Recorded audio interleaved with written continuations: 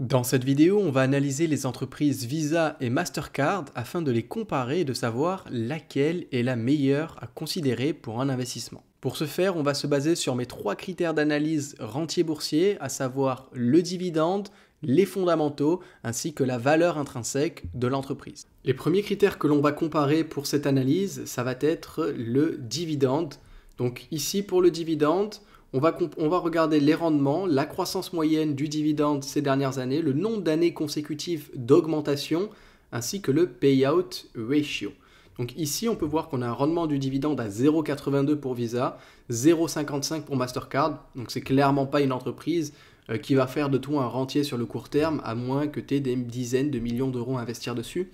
Mais quoi qu'il en soit, ça reste un dividende qui est versé depuis 15 années consécutives pour Visa et 11 années consécutives pour Mastercard, avec une croissance moyenne du dividende à 16 et 18% par an. Donc admettons qu'on arrive à rester autour, voire un peu au-dessus de 10% par an, il faudra attendre un peu plus de 10 ans, enfin un peu moins de 10 ans, pardon, pour qu'on ait un dividende qui double et donc qui passe ici à quasiment 2% et ici à un peu plus de 1%. Donc ça reste pas terrible, je trouve, si tu veux vraiment que le dividende aille faire une jolie performance dans ton portefeuille et surtout te rapporte de l'argent tous les mois, tous les trimestres que tu pourrais retirer. Là, avec Visa et Mastercard, peut-être dans 20 ans, peut-être dans 30 ans, mais pour le moment, c'est pas ça qui va vraiment t'aider à y vivre, même s'il augmente beaucoup tous les ans. Le payout ratio pour les deux est autour de 20%, donc c'est très bien. J'ai pris ces infos sur SimpliSafe. Donc on peut voir ici sur Visa. Ce que j'aime bien avec Visa, par exemple, c'est que pendant la dernière récession, donc 2007-2009, le dividende a augmenté. Donc pendant cette crise, le dividende a augmenté, alors que sur Mastercard, il a été maintenu. Donc il est resté flat de 2007 à 2009, 2010, 2011, avant de repartir à partir de 2012. Et donc ça, je mettrai peut-être un petit point en bonus pour le dividende de Visa, en plus du fait qu'il soit plus élevé, mais par rapport au fait surtout que le dividende n'a pas été baissé pendant cette période. Concernant les fondamentaux maintenant, on peut voir que sur les 10 dernières années, c'est ce que j'ai pris, on a Visa et Mastercard qui ont connu des croissances quand même assez exceptionnelles. Le chiffre d'affaires, plus 176% sur les 10 dernières années, plus 200% pour Mastercard, bénéfice 199, Mastercard 253%, BNA 219, donc le bénéfice net par action 217%, 403%, et les marges opérationnelles 66% pour Visa, 55% pour Mastercard. Alors même si Mastercard a une croissance plus poussée, c'est parce que globalement ils sont un peu plus petits que Visa. On va pas se mentir là-dessus. Mastercard est un peu plus petit que Visa. Il me semble que Visa, on va le voir ici, le chiffre d'affaires, il est à 32 milliards, alors que Mastercard va avoir un chiffre d'affaires qui sera à 24 milliards. Et on peut voir vraiment la croissance de ce chiffre d'affaires ici, de 8 milliards en 2013 à 24 milliards à peu près aujourd'hui. Et ici, de 12 milliards en 2013-2014 à 32 milliards pour Visa. Donc Visa est une société qui est un peu en avance sur le marché par rapport à Mastercard, dans la mesure où ils ont déjà une plus grosse part de marché, ils sont déjà beaucoup plus établis que Mastercard, ils sont un peu plus anciens. C'est ce qui fait qu'on a, on a un peu plus de croissance sur Mastercard, bien que Mastercard se développe très bien. Ce que j'aime beaucoup chez Visa, c'est cette marge opérationnelle. On est sur deux business qui sont très identiques et on a quand même 10% de plus sur la marge opérationnelle de Visa. Donc par rapport à ça, je mettrai quand même un point de bonus à Visa là-dessus grâce à cette marge opérationnelle. Après, Mastercard quand même sur les 5 prochaines années, voire 10 prochaines années, a l'air d'être armé pour avoir plus de croissance en numéros, comme ça en pourcentage, que Visa. Donc je pense que Mastercard va se rapprocher de plus en plus du chiffre d'affaires de Visa, bien que les deux business restent très, très identiques. Mais les marges qu'a Visa pour le moment, parce qu'il faut bien financer cette croissance, hein, toute cette croissance-là, il faut bien qu'elle soit financée quelque part, donc c'est normal que Mastercard ait des marges en dessous. Par contre, marge opérationnelle à 66% et 55%, c'est excellent. Hein. Là, les deux entreprises, je dis que Visa est un peu mieux, mais les deux sont excellentes. Les deux, on a quelque chose d'excellent. Maintenant, concernant le ROE et le nombre d'actions en circulation, on a un ROE à 27% pour Visa, 98% pour Mastercard, donc les deux sont très bons. Le 98% de Mastercard, c'est en partie dû à la dette, tu vas le voir juste ici.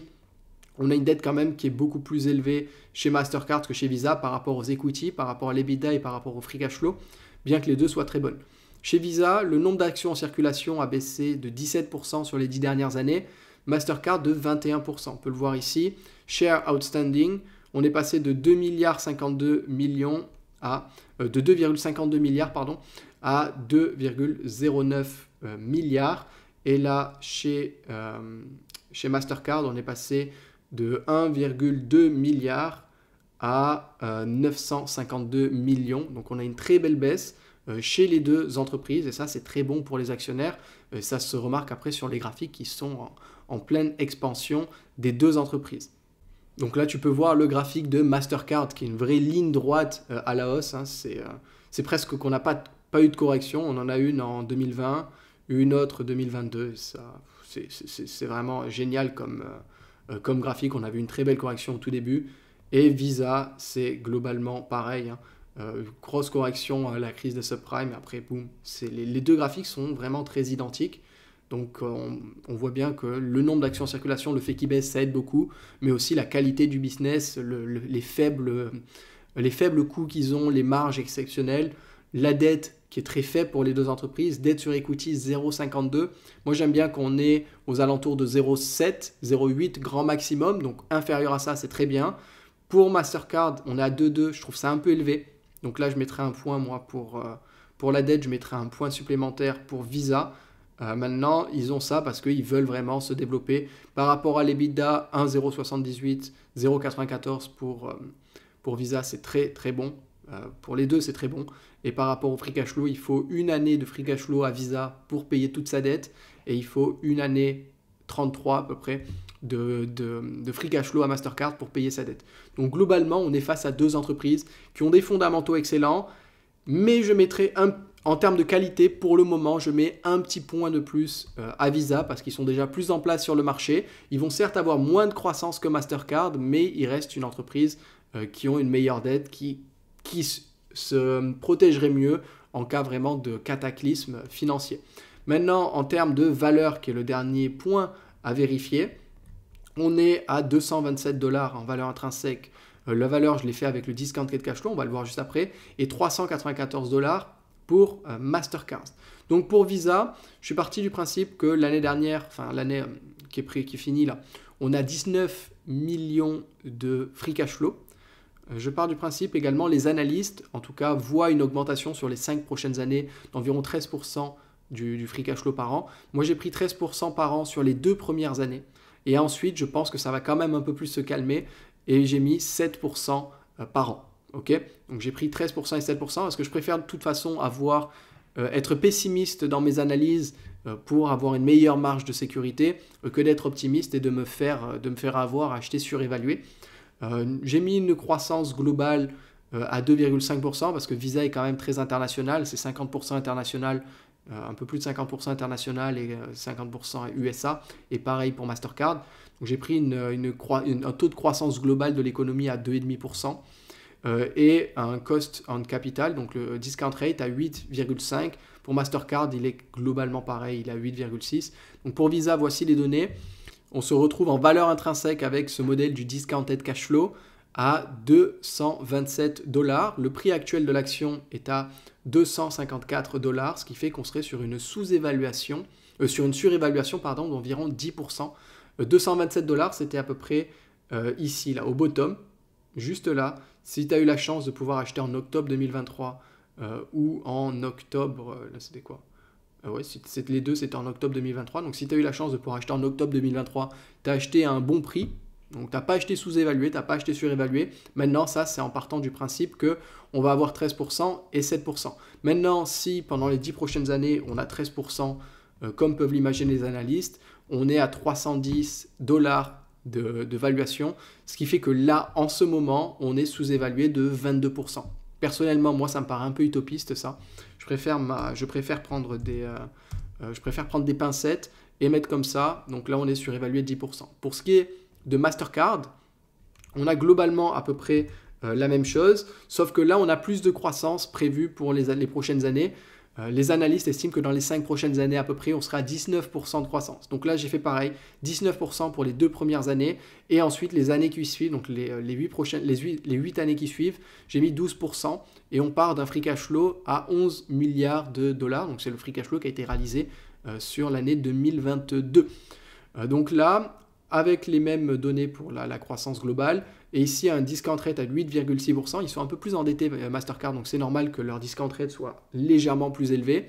On se retrouve avec une valeur intrinsèque à 394 dollars, ce qui est 4-5% en dessous de du cours actuel. Okay, donc on est surévalué d'environ 4 à 5%. Ceux qui ont pu acheter par exemple à 360 dollars ont pu acheter sous-évalué, et donc là, chapeau à eux, ceux qui ont pu acheter pendant le dip, parce qu'ils ont acheté quelque chose de sous-évalué. Et c'est assez rare pour des entreprises d'aussi bonne qualité de les avoir sous-évaluées avec un joli discount. Donc comme tu peux le voir, c'est très difficile de choisir entre ces deux entreprises, parce que d'un côté, on a Visa qui est très bien en place, mais qui va avoir une croissance un peu plus faible sur les années prochaines, ou alors Mastercard, qui eux sont un peu plus endettés, qui ont des fondamentaux légèrement plus faibles que Visa, même si les deux restent très intéressants, mais risquent d'avoir plus de croissance dans les années à venir. Donc, comment choisir entre plus de croissance ou plus de stabilité avec un dividende un peu plus élevé? C'est à toi de voir en fonction de ta stratégie. Quoi qu'il en soit, moi, par rapport à mes critères d'investissement, le dividende est trop faible pour que j'investisse dans une de ces entreprises, même si avec la croissance du dividende, on peut avoir quelque chose d'intéressant. Attendre 10 ans ou 20 ans pour avoir un dividende qui se trouve autour de 3%, ce n'est pas vraiment quelque chose qui va m'intéresser. Maintenant, les fondamentaux des deux entreprises sont très bons. Que tu achètes du Visa ou du Mastercard, globalement, tu fais pas trop de conneries. Tu n'es pas en train d'investir dans une société qui est mauvaise. Maintenant, attention de le faire au bon prix. Personnellement, j'attends toujours d'avoir au moins 10% de sous-évaluation avant d'acheter un titre. Ce qui ferait que Visa m'intéresserait aux alentours de 220-225 dollars et Mastercard aux alentours de 360 dollars. Je trouve que ce serait intéressant d'un point de vue value pour investir dedans. C'est tout pour cette vidéo. Pense à récupérer en lien dans la description la liste des 50 entreprises qui reversent un dividende depuis plus de 20 ans avec leur note de sûreté. Tu trouveras tout ça en lien dans la description. Si la vidéo t'a plu, pense à lâcher un pouce bleu. Dis-moi également en commentaire si tu as du Visa ou du Mastercard dans ton portefeuille, ou si tu attends, comme moi, entre guillemets, d'avoir un bon point d'entrée pour potentiellement faire un joli coup value. Dis-moi tout ça en commentaire. Dis-moi également si tu aimerais que j'analyse par exemple American Express. C'est vrai qu'on aurait pu comparer les trois business pour voir ce qu'il en est, parce que American Express, c'est à peu près 7 ou 8% du portefeuille de Warren Buffett.